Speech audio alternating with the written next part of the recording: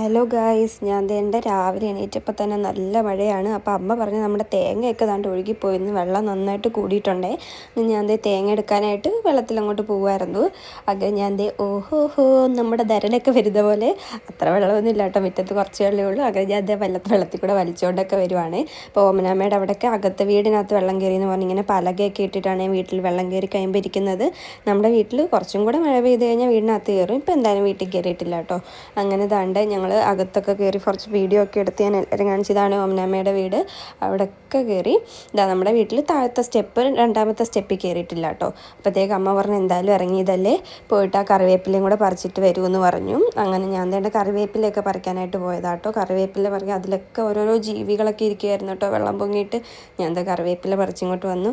തുമ്മൽ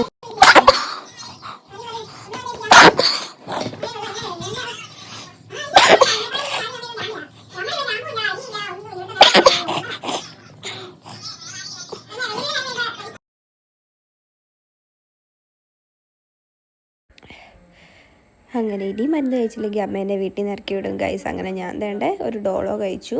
ഡോളോ കഴിച്ച് കഴിഞ്ഞപ്പോൾ കുറച്ച് നേരം കഴിഞ്ഞപ്പോഴത്തേക്ക് കുറഞ്ഞു കേട്ടോ. പിന്നെ സൗണ്ടൊക്കെ രാവിലെ നല്ല വ്യത്യാസമായിരുന്നു. ഇപ്പോഴാണ് കുറച്ചൊന്ന് ഭേദമായത്. അങ്ങനെ പനിയും കുറഞ്ഞ് മഴയും കുറഞ്ഞപ്പോൾ ഞാൻ പുറത്തിറങ്ങി. അമ്മ അവിടെ നിന്ന് വഴക്ക് പറയുന്നുണ്ട് കയറാൻ പറഞ്ഞിട്ട്.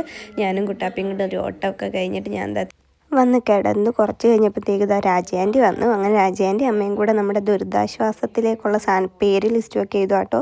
ഇവിടെ എങ്ങനെയാണ്, നമുക്ക് വെള്ളം പൊങ്ങി അപ്പോൾ ദുരിതാശ്വാസ ക്യാമ്പിൽ നിന്ന് അരിയും സാധനങ്ങളൊക്കെ കിട്ടും കേട്ടോ. അങ്ങനെ ഞങ്ങളിതേ ലിസ്റ്റൊക്കെ എഴുതി കൊടുക്കുക കേട്ടോ.